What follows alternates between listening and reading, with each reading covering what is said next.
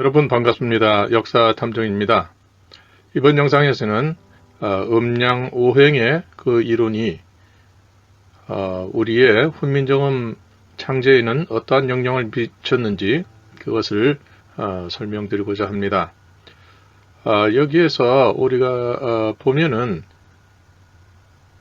훈민정음의 그 제자 원리에서 모음을 나타내는 그 부분에서는 천지인 이 도로 인해서 이 기본이 갖춰지게 되었다 이렇게 설명을 하고 있는데, 이 천지인이라고 하는 것은 우리가 한자로 알고 있는 그 글자가 시작되는 글자의 기원이 되는 그러한 초창기에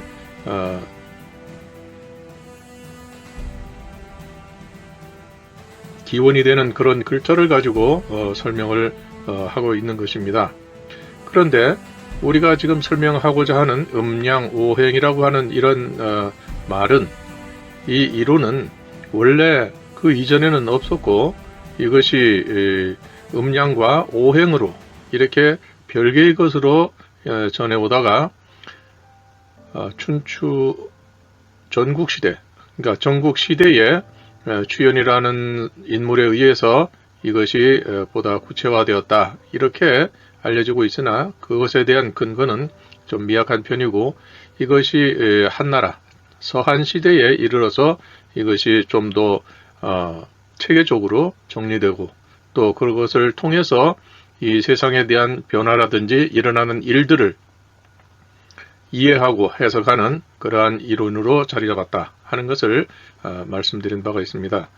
그러니까 글자 자체는 방고전 이렇게 해가지고 옛 글자, 한자가 태어나기 시작한 최초의 그 글자를 인용을 하면서 정작 음양오행의 이론은 그로부터 2000수백 년이 지난 이후에 나타난 그러한 이론이라는 것입니다. 이 천지인, 하늘, 땅, 사람이라는 것이 본래에는 특정한 인물을 나타내는 그 시칭이었다는 것이죠. 그런데 후대에는 해라 그러면은 이것을 그냥 하늘에 떠 있는, 눈으로 우리가 볼 수 있는 그런 해로서 인식을 하고, 그것을 통해서 음양오행을 설명했다는 것입니다. 그러니까 이것이 본래의 의미와 정확하게 들어맞을 수는 없는 것이죠. 그렇다면 이것이 어디에서 차이가 있는가, 이걸 알려고 하면 본래의 음양오행은 어디에서 왔는가, 어떤 것을 토대로 해서 이렇게 이론이 정립되었는가 하는 것을 우리가 알아야 합니다. 그런데 이 훈민정음에서 음양오행에 대해서 그 설명을 간략하게나마 하고 있고, 또 그것이 글자를 만드는 데 있어서 어떠한 이론으로, 어떠한 바탕 위에서 토대 위에서 이것이 이루어졌는가 하는 것을 훈민정음 해례 제자해에서 설명을 하고 있는 것입니다. 지금 여기 보시는 제자해에 이것은 번역을 한 것인데요. 한번 보시겠습니다. 천지의 도는 온전히 음양오행이니 곤이 반복되는 사이가 태극이며 운행과 멈춤이 있은 후에 음양이 생긴다. 무릇 생명이 있는 천지간의 모든 존재들이 음양이 없다면, 즉 음양의 이치가 없다면 어떠하겠는가, 이렇게 되어 있습니다. 이거 들으시면서 이게 한 번에 이것이 무슨 뜻인가 하는 것이 과연 머릿속에 이렇게 이해가 되십니까? 고대 문헌에서는 어머니는 알았으나 아버지는 몰랐다고 이렇게 얘기를 합니다. 그렇게 쓰여 있습니다. 그것은 무슨 말이냐 하면 정해진 배우자가 없었다는 뜻이 되는 것이죠. 그래서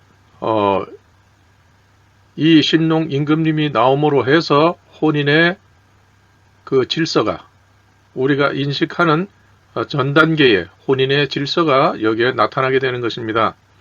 그래서 여기서 보면 음양이고, 이 음양, 최초의 부괴와 모계의 시조로서부터 시작된 이 음양의 도가 적용되는 것, 그 다음 세대까지 계속 이어져 가지고 적용되는 그 방식을 오행으로서 이해를 했다. 한나라 때 이해를 했다. 이렇게 보시면 될 것 같습니다. 그러니까 천재도는 온전히 음양, 천신과 지신이 시작된 그 혼인의 예로 시작을 해서 그 다음에 이어지는 그것은 오행이었다. 적용하는 방식은 오행이었다. 이렇게 볼 수가 있는 겁니다. 자, 그래서 여기 보면 곤이 반복되는 사이, 곤이 거듭되는 그 사이가 태극이다. 이렇게 얘기를 합니다. 태극이라는 것은 무슨 뜻이겠습니까? 태극이라는 것은 원시적인 상태, 거기에서 변화가 일어나는 최초의 근본, 시작, 이런 것을 나타내는 것이죠. 그러니까 여기에서 곤이 반복되는 사이, 즉 곤이 반복된다. 이때의 곤은 이 글자를 보시면 아시겠지만 여기에 토신이 됩니다. 즉 여계가 반복된다. 이런 뜻이 되는 것이죠. 여계가 반복된다는 건 무엇입니까? 여기서 A라는 족단이 있고 B라는 혼인의 대상이 되는 족단이 있습니다. 여기에서 남자가, 그러니까 양이죠. 남자가 이쪽에 여자와 혼인을 하게 되고, 또 마찬가지로 여기에서도 이쪽에 남성이 또 이쪽으로 와서 혼인하게 됩니다. 왜냐하면 이때는 모국의 사유였습니다. 그렇기 때문에 여자를 기준으로 하고 여자는 움직이질 않습니다. 남자가 이동을 하게 됩니다. 그래서 이렇게 함으로써 또 그 다음 세대에는 여기서 자식이 태어나면 다시 또 이쪽의 남자는 이쪽으로 가게 될 것이고, 또 이쪽에서 태어난 그 다음 세대도 또 역시 이쪽으로 장가를 가는 것입니다. 이것이 반복되는 것이죠. 그러니까 혼인의 상대가 되는 그러한 여계가 바뀌는 것입니다. 세대가 바뀌면 이것이 바뀌는 것입니다. 그래서 여기에서 보면 곤이 반복되는 사이가 태극이다. 이렇게 되어 있는데, 이것은 쉽게 풀이하면은 이 남자가 움직이기 때문에 다음 세대에서는 그 배우자가 되는 그 족단이 바뀐다는 것입니다. 그렇기 때문에 이러한 질서가 반복되는 것이 태극이다. 최초에 이루어졌던 그런 혼인의 질서가 대를 이어서 계속 진행되는 것이다. 이렇게 되는 것이죠. 그래서 여기서 보면 운행과 멈춤이 있은 후에 음양이 생긴다. 이런 말을 했습니다. 이건 당연한 것이죠. 운행이라는 것은 움직이는 것이고 멈추는 것은 정착하는 것입니다. 그러니까 여기에서 A족단에서 이 사람이 이렇게 B족단으로 갔습니다. 여기에서 배우자를 만나게 됩니다. 그러면 비로소 이때 하나의 조합이 이루어지는 것이죠. 그렇기 때문에 정해진 배우자가 있기 때문에 여기에서는 음과 양이 하나의 조합을 이루어서 음양이 생기는 것입니다. 그 전에는 그 질서가 적용되지 않았기 때문에 조합이 이루어지지 않았죠. 그렇기 때문에 이때는 음양이 생기는 것이 아니라 음양이 생기기 위한 과정을 밟는 것입니다. 또 여기서도 마찬가지로 또 역시 그러한 과정을 밟아야 되기 때문에 여기로 가서 여기서도 또 정해진 배우자가 있으면 여기서도 하나의 조합을 이루어서 그래서 하나의 이제 가정을 이루는 것이죠. 그래서 이것을 일러서 음양이 생긴다, 음양이 정해진다, 생긴다보다 음양이 정해진다, 이렇게 이해할 수가 있겠습니다. 그래서 무릇 생명이 있는 천지간의 모든 존재들, 생명이 있는 천지간의 모든 존재라고 그랬어요. 이 생명이 있는 천지간의 모든 존재들은 암수가 있는데 이러한 존재들에게 음양의 이치가 없다. 다시 말하면 이러한 조합이 이루어지지 않는다면 결국은 그것은 소멸로 되는 것이 사라지는 것이죠. 그렇기 때문에 이러한 음양의 이치가 사라진다면 어떻게 되겠는가? 그러니까 이건 짝이 있는 것이 아니라 혼돈의 사회가 되는 것이고, 이것이 시작되기 전에 군원사회, 야만사회로 돌아가게 되는 것이죠. 이것은 음양의 도를 통해서 이것이 문명사회로 공동체가 한 단계 업그레이드되고 발전하게 되었다, 진보되었다 하는 그러한 내용을 여기서 설명하고 있다, 이렇게 볼 수가 있습니다. 자, 그럼 다음을 또 보시겠습니다. 자, 여기서 보시면 그러기에 사람의 음성도 모두 음량의 이치를 가졌으나, 이 말은 무엇입니까? 앞에서는 생명이 있는 천지간의 모든 존재라고 그랬는데 여기선 사람의 음성이라고 그랬습니다. 음성에도 음량의 이치를 적용하는 것입니다. 즉 이렇게 음량으로 나눌 수 없는 이 음성까지도 우리가 인식하지 못했던 음량의 이치가 있다 하는 것을 보면, 이것은 최초의 시조로부터 부교와 모교로부터 시작된 그런 음량의 질서가 의미가 확장이 돼 가지고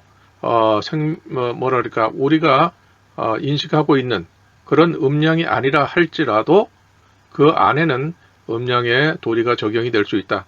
즉 음량의 이치가 더 확장된다는 그러한 것을 여기에 알려주고 있습니다. 그래서 사람의 음성도 이 앞에서 말한 그 최초의 음량과 마찬가지로 음성에도 음량의 이치를 가졌으나, 음량의 이치가 있었으나 사람들이 살피고 깨닫지 못했다. 그렇기 때문에 문자도 제대로 이렇게 나타나지 못했던 것이죠. 지금 훈민정음의 창제는 처음부터 지혜를 다하고 힘써 찾은 것이 아니라 음성의 이치를 다하여 만들었다.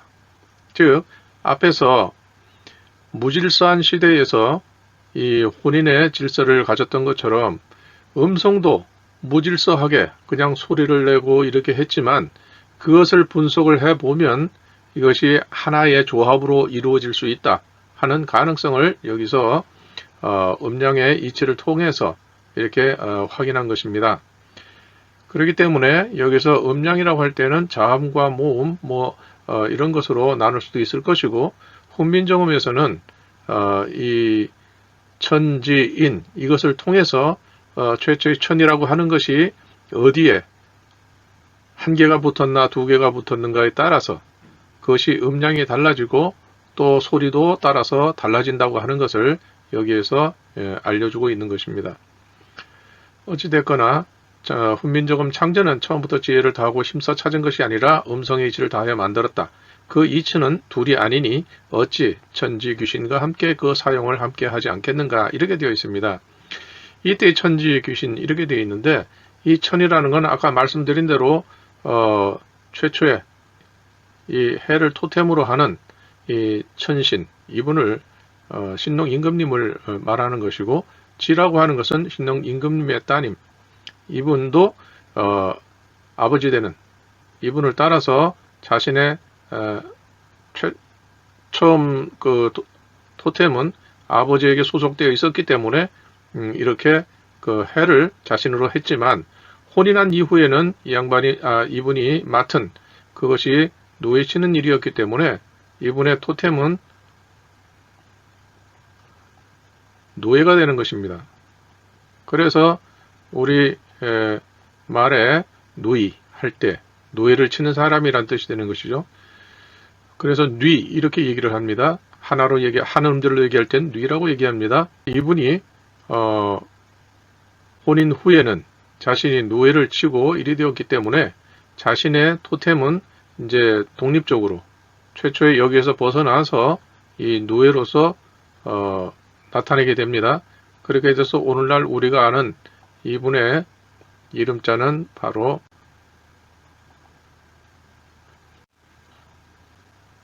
그래서 이분의 이름자는 바로 자축인묘 진사오미 할 때처럼 이 용을 나타내는 이분이 바로 두 번째 따님이 되는 이 모계로서의 신이 되는 것입니다. 그래서 최초에 그 시작된 음량 천지의 도가 지금은 이렇게 글자 음성에다가 그것을 이제 적용을 해 보았다, 이렇게 설명을 하고 있는 것이죠. 정음 28자는 각기 그 형상을 본토 만들었다, 이렇게 해서 글자 28개, 그러니까 자음 모음 28자, 이것은 그 형상을 본토 만들었다, 이렇게 되어 있습니다. 어떤 형상인지 여기에서는 설명을 하지 않았기 때문에 이 부분에 대해서는 많은 학자들이 다양한 그러한 주장들이 나오고 있습니다. 그런데 여기서 보면 그 글자 기자 방고전 해가지고 그 글자는 옛날에 옛 글자를 모방한 것이다, 이렇게 설명을 했습니다. 그래서 여기서 문제가 되는 것은 이 옛 글자 전자라는 것입니다. 그래서 이것은 전설을 말하는 것인가, 아니면 단순하게 옛날부터 쓰여진 글자를 말하는 것인가, 이것 자체도 지금 설명이 분분합니다. 그래서 원래 이 전이라는 것이 붙일 때에는 전에는 두 가지가 있어요. 주나라 때 쓰였던 대전이 있고 또 진나라 때 쓰였던 소전이 있습니다. 그래서 대체로 그때 문자의 그 발달 내용을 보게 되면 전이라고 하면 아마 진나라 때의 그 소전을 말하는 것이 아닐까, 이렇게 설명을 볼 수가 있는데, 그 모음을 형성하는 과정에서 사용된 바로 이 천, 둥근 해를 나타내는 천, 그 다음에 지, 인, 이것을 가지고 삼재로 삼았던 것을 보면 이때의 전이라고 하는 것은 대전소전이 아니라 옛 글자, 가장 이른 시기의 글자, 이런 뜻이 아닐까, 이렇게 추정을 해보게 됩니다. 자, 또 훈민정음 서문에 보면 상형, 이, 자, 방고전 이래 되어 있습니다. 그래서 형상을 본뜨고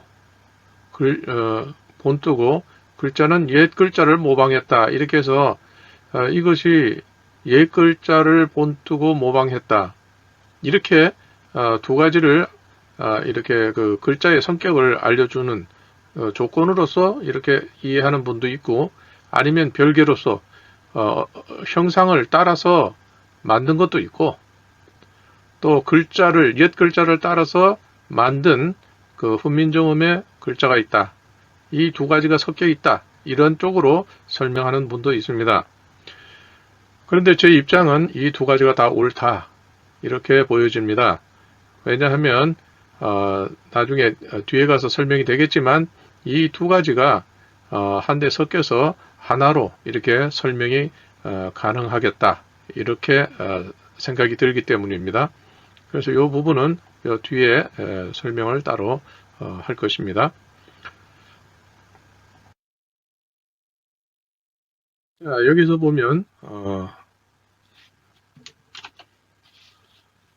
여기서 보면 옆으로 된 획이 있습니다. 이것이 훈민정음에서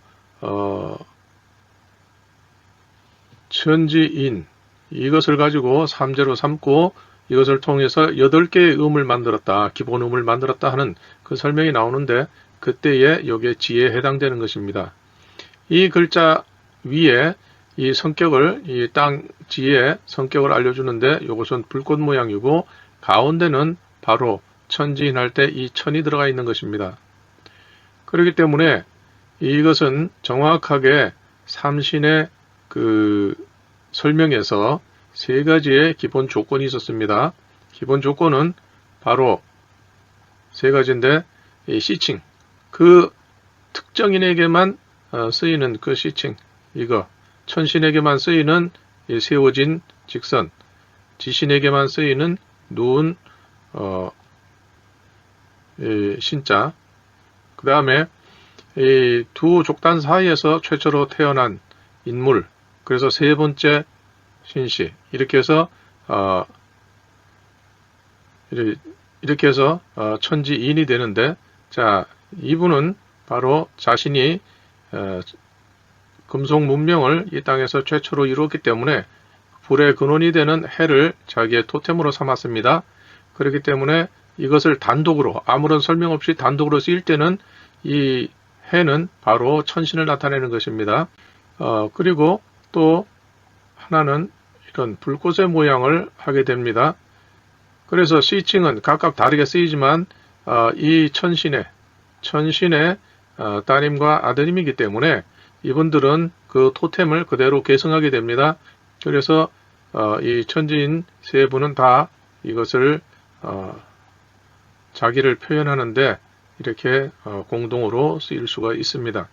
그래서 만약에 삼신을 나타낼 때 보통 이렇게 세 개로 나타내지만, 그러나 삼신을 그냥 이 햇님으로 나타낼 때에는 바로 이렇게 나타낼 수가 있는 것입니다. 그러니까 햇님 세 분이 되는 것이죠. 그러니까 이분은 최초의 천신, 시조가 되는 신동 임금님의 해, 이건 따님의 해, 이건 아드님의 해, 이렇게 할 수가 있는 것입니다. 그래서 이 글자를 보면 바로 여기에 자신이 이 신동 임금님에게 해당하는 그런 해, 여기에 표시를 해 놓았고, 또 여기에도 불꽃을 만들므로써 바로 자기가 천신의 그 구성원이다 하는 것을 여기에 이렇게 설명을 하고 있습니다. 지신, 땅으로 표현된 이 지신의 자손이라는 것을 알 수가 있습니다. 그러니까 이것은 삼신이 공통적으로 다 이렇게 통용할 수 있는 것이고, 다른 것은 요 이름자, 시칭, 요것만이 다르게 표현이 되는 것입니다. 그래서 아까 말씀드린 것처럼 곤이 반복되는 사이가 태극이고, 운행과 멈춤이 있은 후에 음양이 생긴다. 이것은 남자가 혼인의 상대가 되는 그 족단으로 장가를 감으로 해서 이렇게 그것이 운행이라고 보고, 그 다음에 거기 가서 그때 당시에 질서에 맞는, 정해진 룰에 맞는 여성과 짝을 이룸으로써 비로소 음과 양이 정해지는 것입니다. 그래서 여기서는 음과 양이 생긴다, 이렇게 표현을 했습니다.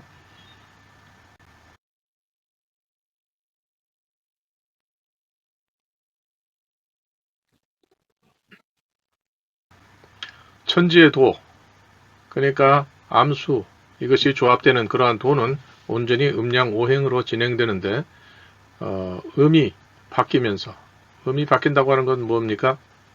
자기 족단내가 아니고 족외혼이 돼가지고 이것이 상대가 되는 그쪽으로 가니까 이게 서로가 교환하는 셈이 되는 것이죠.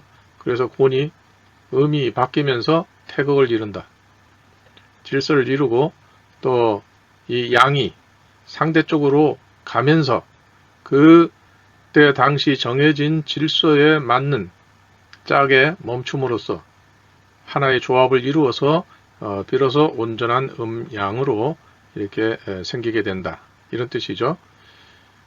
그러니까 그 혼인의 상대가 되는 상대 쪽에 여러 다수의 음이, 그러니까 여성들이 있을 것입니다.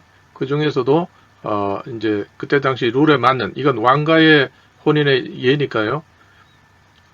그 조건에 부합하는, 그때 당시 질서에 부합하는 그러한 짝이 정해지게 되면 그때 비로소 하나의 가정을 이루는, 그래서 음양이 되는 그러한 질서를 여기서 갖추게 된다, 이런 뜻이 되죠. 이와 같이 만물에 이러한 음양의 도가 없다면 어찌 되겠는가? 군원사회로 돌아가지 않겠는가? 이렇게 볼 수가 있습니다. 또한 사람의 음성도 음양의 이치를 가졌으나 사람들이 살피고 깨닫지 못했다. 지금 훈민정음의 창제는 처음부터 지혜를 다하고 심써 찾은 것이 아니라 음양의 이치를 적용하여 만들었다. 음양 오행의 이치는 둘이 아니니 어찌 태극이 되는 천지 귀신과 마찬가지로 그 사용을 함께 하지 않겠는가? 그러니까 음양 오행의 이치는 둘이 아니라 이 음성에도 역시 마찬가지로 그러한 질서에 따라서 글자를 만들 수 있기 때문에 그 시작이 되었던 천지 귀신과 마찬가지로 사용을 함께 하지 않겠는가. 그때에 천지라는 것은 바로 여기서 음양을 말하는 것이죠. 또 여기서 귀라고 하는 것은 음이 되고 신이라고 하는 것은 양이 됩니다. 그래서 음양의 반복입니다, 이것은. 그래서 천지 귀신과 마찬가지로 그때 시작되었던 그 질서, 그 방식처럼 이 음성에도 적용해서 글자를 만들 때에 음양 오행에 그대로 그 원리를 사용했는데 그것을 그대로 글자에 적용했다. 그러니까 시작되었던 그대로 그 원리를 글자에도 사용을 하지 않겠는가 이렇게 되는 것이죠. 정음 28자는 각기 음량과 오행의 이치를 따른 옛 글자의 그 형상을 본토 만들었다. 이렇게 얘기를 하고 있습니다. 이 부분에 대해서는 많은 분들이 상당히 좀 혼란스러워하는 그런 모습을 볼 수가 있고, 따라서 모두가 그것을 수긍할 만한 그런 이론이 아직 완벽하게 나오진 않은 것 같습니다.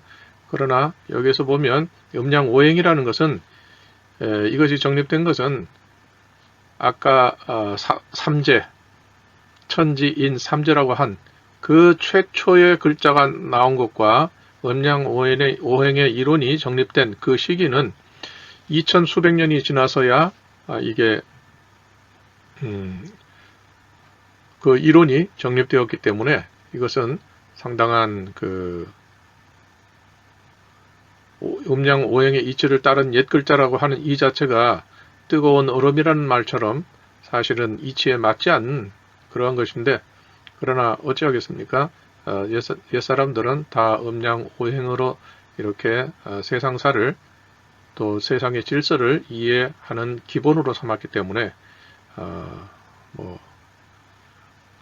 우리는 그것을 이해를 하고 거기에 따라서 나타난 현상을 그분들이 어떤 인식 체계 속에서 이렇게 세상을 이해했는가 하는 것을 알아두는 것이 더 좋지 않겠는가. 마찬가지로 또 우리에게 보여지는 여러 가지 유물이나 이런 것이 다 이러한 음양 오행의 이치에 따라서 만들었을 것이 틀림없습니다. 그런 것들은 이제 나중에 유물을 살펴보면서 설명을 드리도록 하겠습니다. 그래서 천지인이라고 하는 삼신의 도는 이것은 5000년 동안 계속 우리가 음양으로 알게 모르게 이렇게 전해져 왔기 때문에 그 유물뿐 아니고 글자나 유물뿐 아니고 모든 그 우리가 대하는 대하고 인식하는 그 체계, 인식 체계의 바탕이 되는 것이 음양 오행입니다. 그러나 이제 서구의 문물이 들어오면서 과학적인 그러한 논리적인 사고를 하게 되면서 이 음양 오행이라고 하는 이러한 설명은 점차 전과 같지 않은 그런 상황이 되어가고 있습니다. 자, 그러면 혼민정음의 글자의 제자 원리를 한번 보시도록 하겠습니다.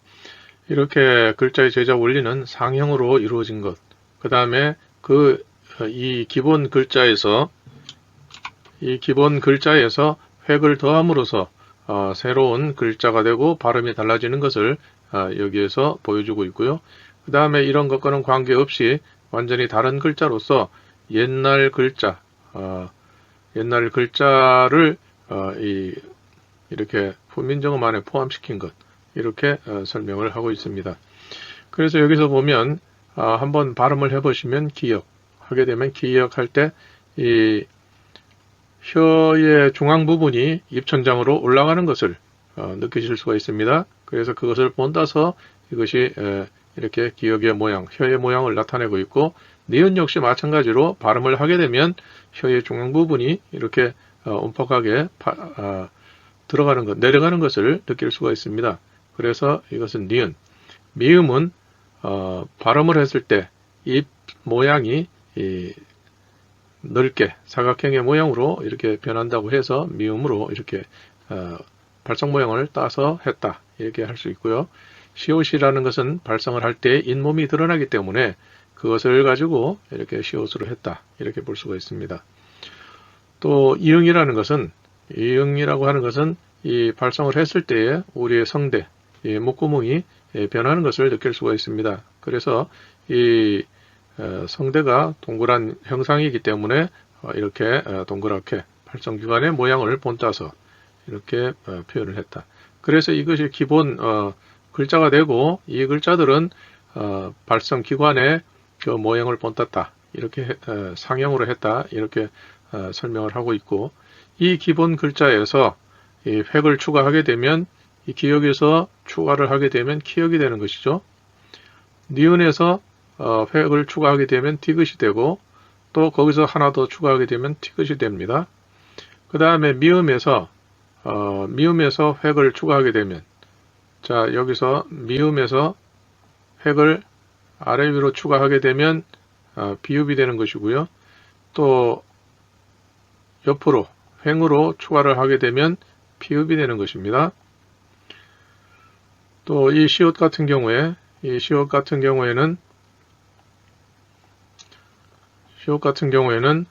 획을 하나 추가하게 되면 지읒이 되고 하나 더 추가하게 되면 치읒이 됩니다. 그 다음에 이응 같은 경우 뭐 마찬가지죠. 이것도 획을 추가하면은 이렇게 다르게 됩니다. 그런데 여기에서 보면 이체자라고 해서 이것과는 다른 것으로 옛 글자를 그대로 따온 것이다 이런 의미가 되는데 이 동그라미와 이 짧은 이 작대기 이렇게 두 개로 포함이 되어 있습니다. 이것은 옛날 글자로 보게 되면 이거는 날 일자로도 볼 수 있고 또 천으로도 볼 수가 있습니다. 왜냐하면 단독으로 쓰일 수 있는 이것은 천신밖에 없습니다. 왜냐하면 다른 것은 다 생략을 할지라도 천신, 신농 하나님은 생략할 수 없는 분입니다. 이분이 최초의 시조가 되기 때문에 그렇습니다. 그래서 이분을 일러서 영구불천의 신이 이렇게 표현을 하죠. 제사가 있는 한은 이분을 항상 중앙에 모시고 이분이 자손이 있는 한 제사를 받고 기억될 분이다 해서 이렇게 단독으로 쓰일 때는 이분을 나타내는 것이 됩니다. 삼신을 나타낼 때에 이 해만 가지고 할 때에는 이런 식으로 나타내게 됩니다. 그러면 높은 위치에 있는 이분이 천신이 되고 이 두 분은 지신과 인신이 될 것입니다. 이러한 형태는 삼국시대에 그 귀걸이라든지 벨트라든지 이런 장식 종류의 유물에서 자주 보게 되는 그러한 형태가 됩니다. 그렇기 때문에 여기에서 이 신을 가지고 이렇게 했을 때에 만약에 이런 식으로 글자를 만든다고 하면 이것이 좀 어떤 표기하기에 문제가 생길 수 있기 때문에 이분을 천신이라고 하는 이런 원으로 표현을 하게 되고 이분은 마찬가지 이분의 아드님이지만 이렇게 세워진 신으로 대체하게 됩니다. 그래서 천, 지, 인 이것을 삼재로 삼았다 이렇게 얘기하게 됩니다. 그러나 원래대로 하면 사실은 천지인이 이것으로 되는 게 맞는데 그렇게 하면 뭐 어떤 조형상의 문제라든가 어떤 다른 고려사항이 있었을 것으로 이렇게 보입니다. 또 해만 가지고 표현하는 것이 아니라 이 삼신을 해가 아니라 신이라는 글자로 표현할 때는 이렇게 똑같이 세워서 이렇게 됩니다. 그러면 처음에 그은 선이 천신이고 순서대로 지신, 인신이 되겠죠. 또 이것도 마찬가지로 획으로 이렇게 신자를 그을 수가 있습니다. 예, 숫자 3으로 되어 있는데 그럼 이분이 천신이고 지신이고 인신이고 이렇게 되겠죠. 그래서 항상 우선적으로 나오거나 높은 자리에 있거나 다른 것보다 크거나 이렇게 됐을 때는 그분이 천신이 되는 것입니다. 그래서 이 천지인을 표현을 할 때에 세워진 이거를 하는 것은 이상한 일이 아닙니다. 여기에 이미 단독으로 하나님이라는 표시가 있기 때문에 지, 인 이렇게 해서 이것은 구별할 수 있기 때문입니다. 그래서 여기에 보면 방고전 일이 돼서 이것은 이제 삼신 여기 써 있는 대로 삼신을 합한 글자 그리고 발음으로 치면 독약집 해서 삼신이 모인 곳 이런 뜻이 되는 거죠. 공간으로서 그 다음에 사람으로서는 삼신 이렇게 되는 것이고요.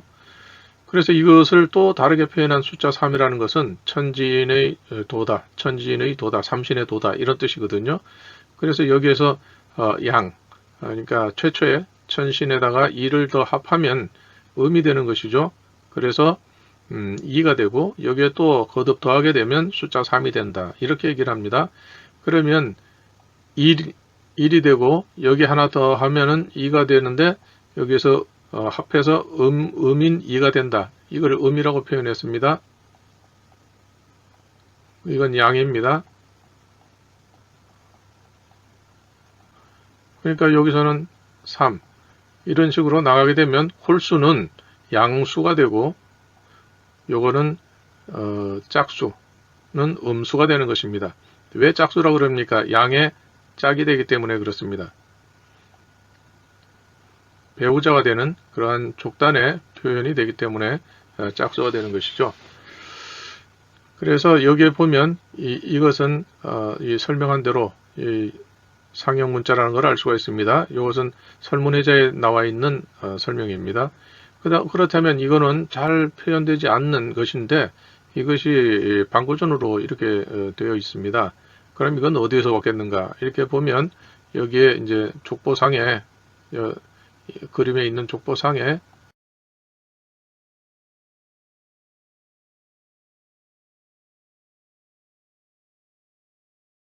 그래서 여기서 지금 이것이 고전으로 나타나게 되면 옛 글자로 나타나게 되면 이것이 우리는 기라고 읽는데 이것은 본래는 사로 읽어야 됩니다. 사로 읽습니다. 이것은 제 얘기가 아니라 옛 문헌에 그렇게 설명이 되어 있습니다. 그래서 이것은 사라고 하는 것은 뭐냐? 이것은 자기의 어머니가 작은 부인이었다. 작은 마누라였다. 이런 뜻이 됩니다. 이때에는 군원사회에서 푸나루아 사회로 넘어갔기 때문에 그래서 이때는 결혼제도가 2대2로 됩니다. 그래서 큰 마누라, 작은 마누라, 또 큰 남편, 작은 남편이 있죠. 그러다가 이제 유신 체제가 들어서면서 이것이 오늘날 우리가 아는 것처럼 1대1에 남편 하나에 부인 하나 이렇게 되는 오늘날의 그러한 혼인제도로 바뀌는 것으로 이렇게 나타납니다. 어찌됐거나 여기서 리을로 이렇게 추정할 수 있는 옛 글자는 이 기자 이것입니다. 그리고 이것은 합성된 글자가 아닌가 싶습니다. 이것은 천, 그 다음에 이거 짧은 작대기로 표현해 가지고 천신 이렇게 읽을 수 있는 것이죠.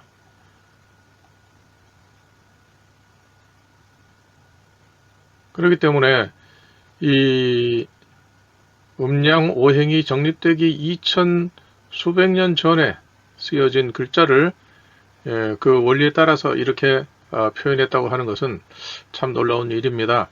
왜냐하면 그때에도 이 천신을 설명할 때에 천이 이렇게 있고 이분의 자손이다 하면은 바로 여기에 이렇게 표현을 했고 또 이 최초에 이것은 소금전체를 나타내는 시칭인데요. 이분의 자손일 때는 또 이렇게 돼서 이렇게 표현을 하게 되는데 또 그 다음 세대 가면 이게 또 이렇게 됩니다. 획이 하나 더 해줍니다. 또 마찬가지로 다른 것들도 또 역시 이분의 자손은 또 이렇게 되죠. 그러니까 획을 하나 그으면 다음 세대, 한 세대가 내려간다는 것을 이렇게 보여주고 있습니다.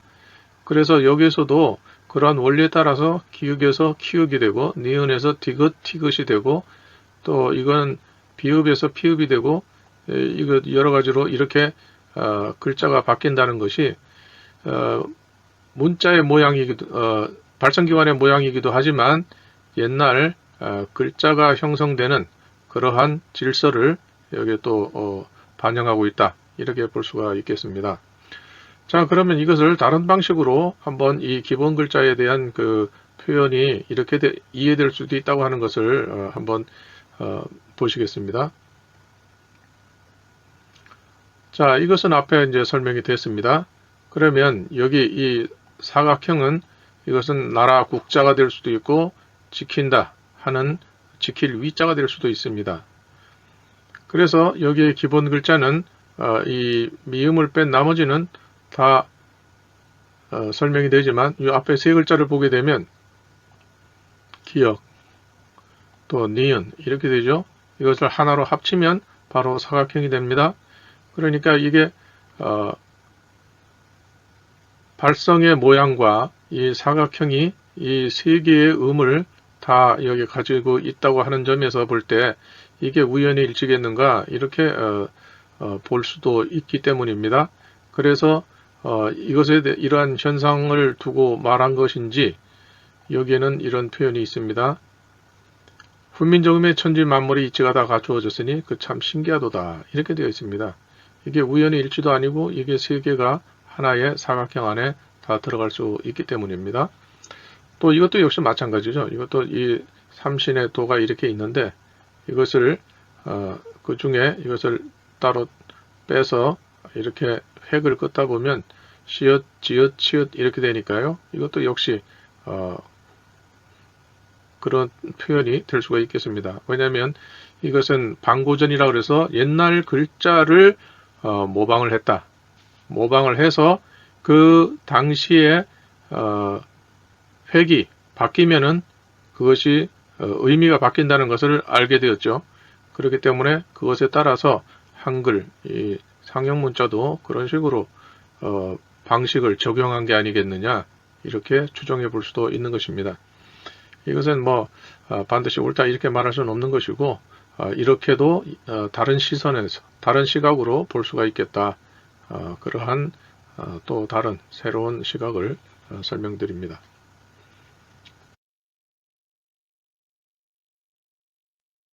자, 그래서 이것을 다음과 같이 정리할 수가 있겠습니다.